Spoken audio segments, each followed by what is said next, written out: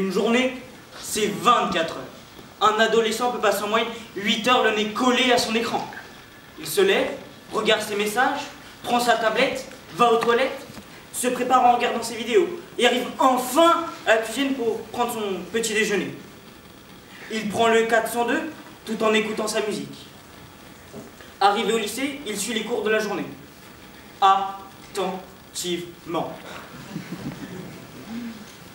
Vous y croyez sérieusement? La journée finie, il consulte ses snaps, hop, il rentre chez lui pour se vautrer sur son lit et allume sa PS4. Pas vraiment passionnant. Les écrans, ça va un cran, ça va un croc. Dites-moi, comment vous sentez-vous quand vous perdez votre téléphone? Vivre sans lui? Infernal.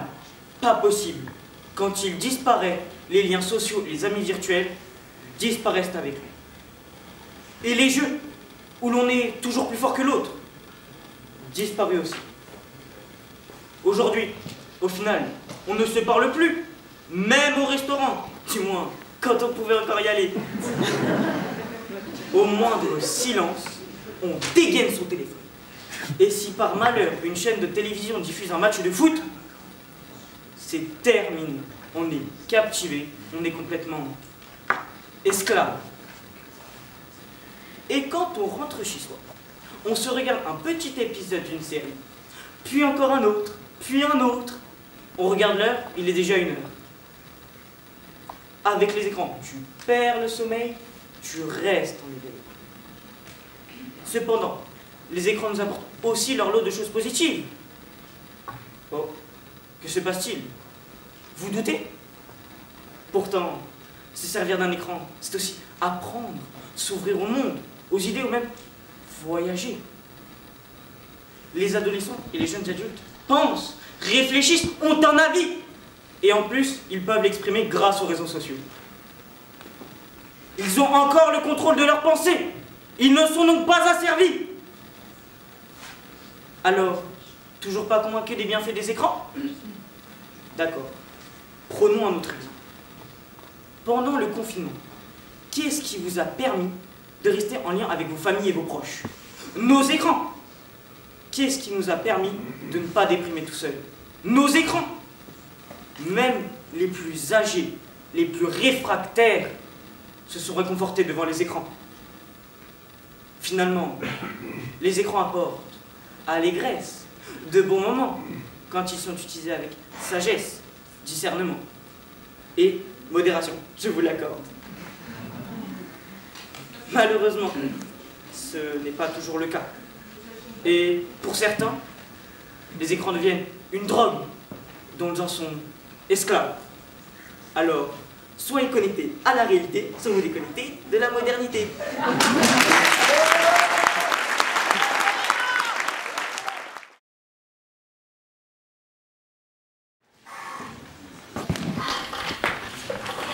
Parce que la science nous balance sa science. Science sans conscience égale la science de l'inconscience.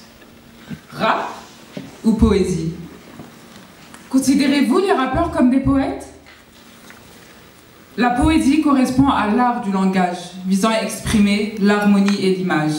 Le rap, en opposition avec la poésie, est considéré par certains comme un style de musique soutenant un chant aux paroles improvisé et sans profondeur. Pourtant, au milieu des années 80, le rap évolue et devient de plus en plus populaire. On l'évoque souvent comme un style de musique vulgaire qui ne veut rien dire et qui se concentre sur 3 thèmes: argent, drogue, rue. Mais le rap aujourd'hui ne se résume pas qu'à cela. Beaucoup d'autres thèmes sont abordés et les rappeurs nous offrent des paroles fortes qui restent en tête. Si je prends l'exemple de PNL, les 2 frères originaires des Tarterets, qui peuvent faire d'un flot de paroles une douce mélodie. Ces 2 raps, jouant avec un vocabulaire à la fois argotique, familier et soutenu. Ces 2 rappeurs, Ademo et NOS, évoquent également une société de plus en plus égoïste et décrivent la dureté du quartier. Ainsi, dans leurs paroles, ils transmettent un message qui peut être aussi bien émotif que poignant. Comme exemple, tout comme la poésie engagée, on trouve du rap engagé. Celui qui évoque et dénonce injustice, violence politique, violence sociale et conditions de vie inégales. Comme exemple, je ne peux que citer en premier Kerry James. J'accuse les médias d'être au service du pouvoir, de propager l'ignorance et de maquiller le savoir. Ou Diams, qui dénonce les bavures policières. Il y a ces gars qui tiennent des murs, que la police défigure. On appelle ça une bavure, ils appellent ça une procédure. De plus, le poète et le rappeur traitent tous deux du temps qui passe. Prenons les vers de Lamartine, le lac. Mais je demande en vain quelques moments encore. Le temps m'échappe et fuit. Le rappeur, MC Solar, quant à lui nous dit « Prends ton temps, la vie n'est qu'un moment ». Je n'ai pas besoin de vous démontrer que le rap utilise les mêmes procédés que ceux de la poésie. Dures ou infinies, les rimes sont bien présentes, elles en sont même épatantes. Pour conclure, l'écriture des rappeurs ne se résume pas à différents bruitages ou insultes ridicules. Au contraire, elle est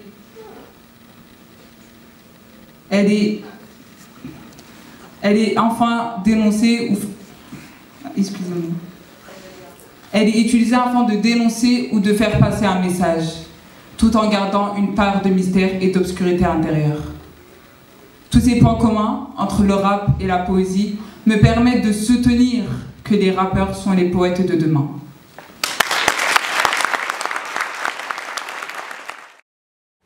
Peut-on tout pardonner?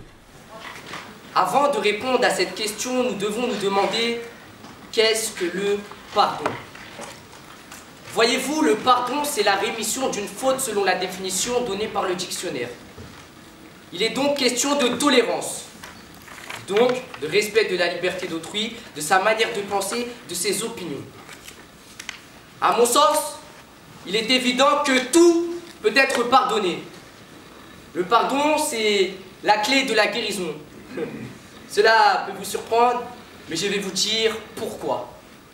Certains actes sont qualifiés d'impardonnables car ils sont très blessants ou très choquants. Mais qui n'a jamais reçu une décharge d'émotion devant l'atrocité d'un crime, d'un viol?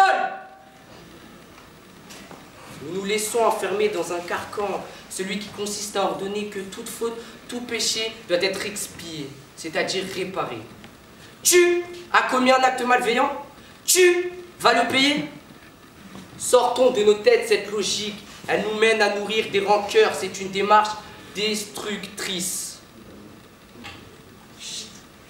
Que tous les Monte Cristo en puissance se rendent à l'évidence.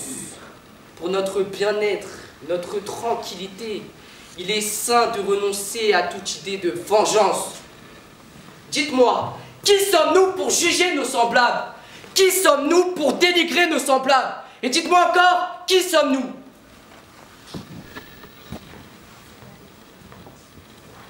De plus, ne perdons pas de vue que la notion de faute a évolué et continue d'évoluer avec le temps, les sociétés, les générations et les mœurs.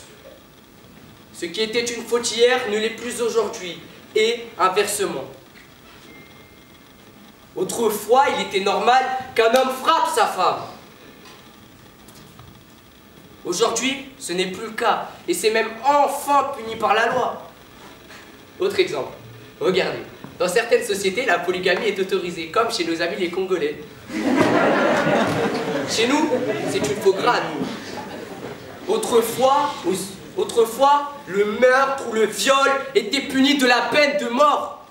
Aujourd'hui, c'est une simple peine de prison qui dépasse rarement les 10 ans.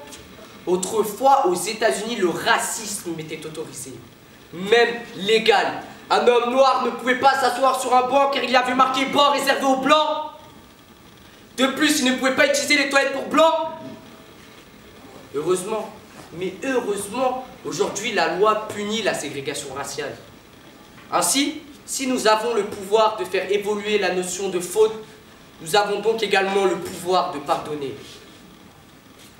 Certains d'entre vous seront pour et d'autres contre le fait de tout pardonner, mais qui n'a jamais souhaité et demandé à être pardonné pour une faute qu'il a commise? Et qui n'a jamais accueilli favorablement le pardon alors même qu'il ne l'a demandé?